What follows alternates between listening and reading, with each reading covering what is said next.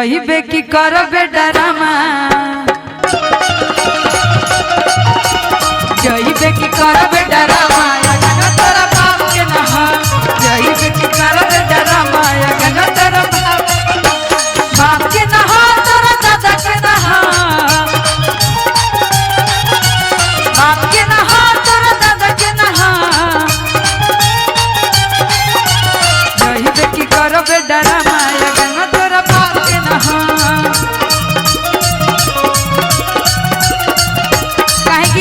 क्योंकि हम देखा तनी कि लड़का पक्ष में एगो उहे जाके खड़ा होकर कबे से बेचैन बने बाकी जितना लड़का पक्ष वाला लौकते नहीं खे कहाँ केहू बा खाली लड़की पक्ष वाला लौकता भैया कि कहिया के चलल तू हवाए मिथिलेश भेड़ुआ कि कहिया के चलल तू हवाए अभिषेक भेड़ुआ कहिया के चलल तू हवाए अभाए भेड़ुआ तहरा घरवा में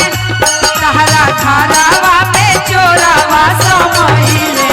आय सिया राम के भजो तहरा घरवा में चोरावा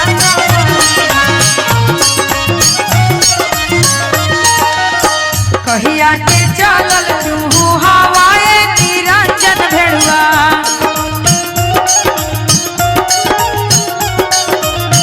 कहिया के चलल तू हवाए बबलू भेड़ुआ तहरा घरवा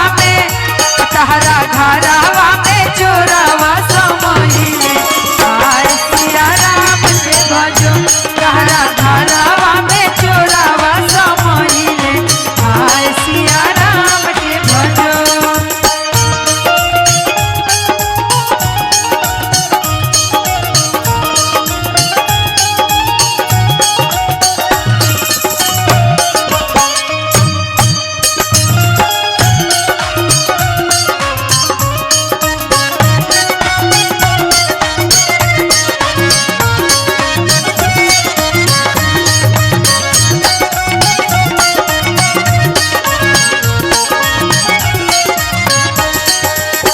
बनिया वो निया चोरवा घरे लेके गईले हो निया चोरवा घरे लेके गईले हो बनिया वो निया चोरवा घरे लेके गईले हो उनके देई देहले थोड़ा सा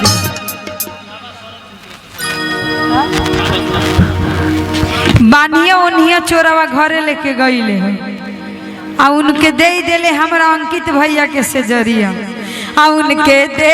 देले अंकित भैया के से जरिया आय सिया राम के भज आ उनके दे देले आयुष भैया के से जरिया आय सिया राम के भज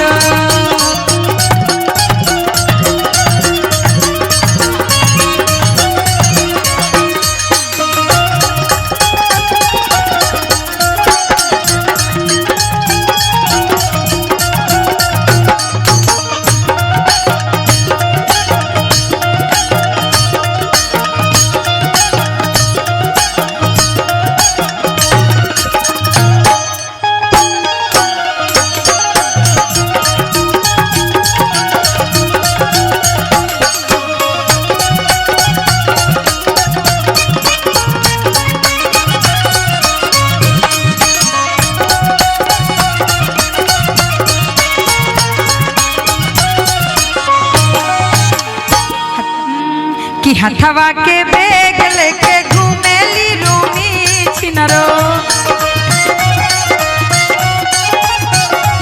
हथवा के बैग लेके घूमेली नीति छिनरो आया बके कारा महलिया डेरा डाली आय सिया राम के भजो आया बके कारा महलिया डेरा डाली आय सिया राम के भजो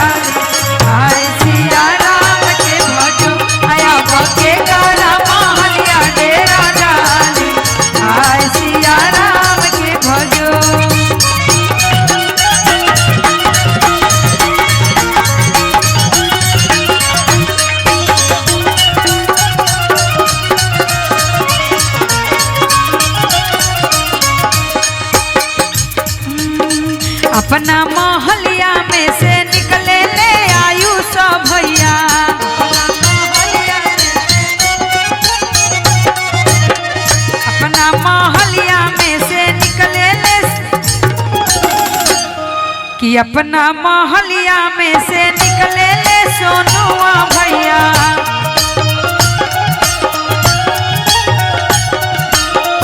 अपना मोहलिया में से निकले ले विकास भैया। अब हमारा मोहलिया डेरा डाल, आय सिया राम के भजो। अब हमारा मोहलिया डेरा डाल, आय सिया राम के भजो।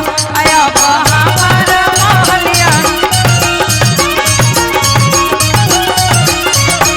अब हमारा मोहलिया डेरा डाल, आय सिया राम के भजो। कि कहिया के चलल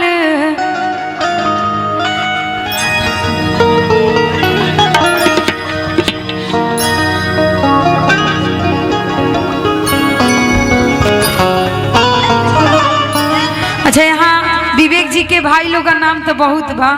बुझा तो पूरा क्रिकेट टीम खुलल बा, हमारा भी नाम जौन आइल बा।